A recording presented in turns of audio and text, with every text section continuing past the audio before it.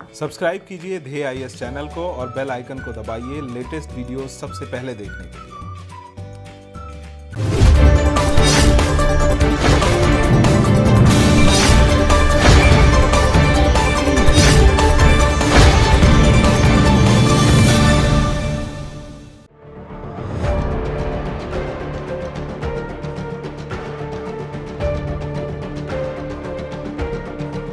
पिछले 50 सालों में किसी भी समय की तुलना में देखें तो हमारी पृथ्वी अब ज़्यादा तेज़ी से घूम रही है।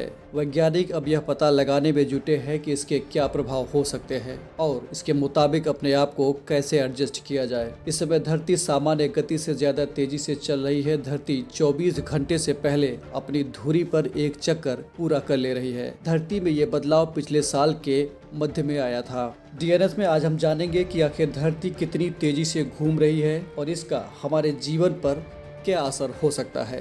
पृथ्वी सौरमंडल का एक ग्रह है जो दो तरह से घूमती है, घूर्णन और परिक्रमण।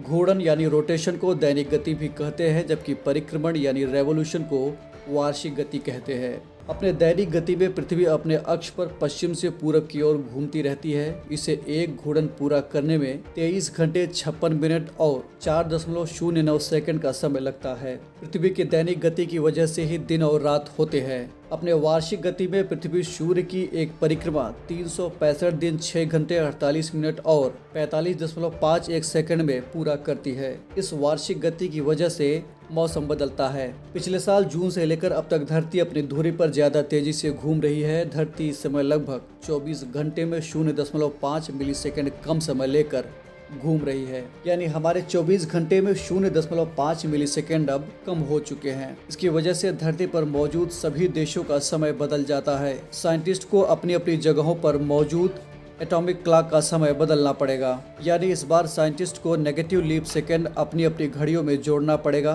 बता दें कि साल 1970 से अब तक कुल मिलाकर 27 लीप सेकंड जोड़े जा चुके हैं। आपको बता दें कि परमाणु घड़ी एक खास किस्म की घड़ी होती है जो ठीक उसी फ्रीक्वेंसी पर काम करती है जैसे पेंडुलम वाली घड़ियां चलती हैं। जिस तरह पेंडुलम तापमान और प्रेशर के आधार पर काम करता है, उसी तरह परमाणु घड़ियां भी परमाणु कणों के कंपन के आधार पर काम करती हैं। इस घड़ी के अंदर सीजियम धातु के परमाणु ठीक वैसे ही इलेक्ट्रिक के जरिए कंपन करते हैं जैसे दीवार घड़ी में पेंडुलम में कंपन होता है। ये समय को सबसे सटीकता से नापने में सक्षम होते हैं। परमाणु घड़ी के आधार पर समय मापने और पृथ्वी के चक्कर लगाने के आधार पर समय मापने में हुए अंतर को खत्म करने के लिए ग्रीनविच मीन टाइम में जोड़ा या घटाया जाने वाला एक सेकंड लीप सेकंड कहलाता है। जब सेकंड जोड़ा जाता है तो इसे पॉजिटिव लीप सेकंड कहते हैं और जब सेकंड घटाया जाता है तो इसे नेगेटिव लीप सेकंड कहते हैं। पिछले 50 सालों में धरती के घूमने का एकदम सही आंकड़ा निकाला जा रहा है। 24 घंटे में 86,400 सेकंड्स होते हैं, यानी इतने सेकंड में हमारी धरती अपनी धुरी पर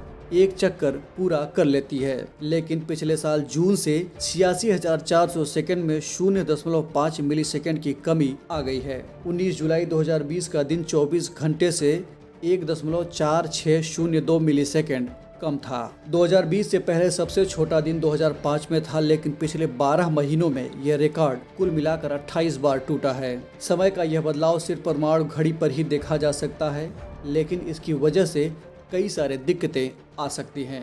इससे हमारी संचार व्यवस्था में काफ़ी दिक्कतें आ सकती हैं, क्योंकि हमारे सैटेलाइट्स और संचार तंत्र सोलर टाइम के मुताबिक सेट किए जाते हैं। ये समय तारों, चाँद और सूरज के पोजीशन के अनुसार सेट की जाती है।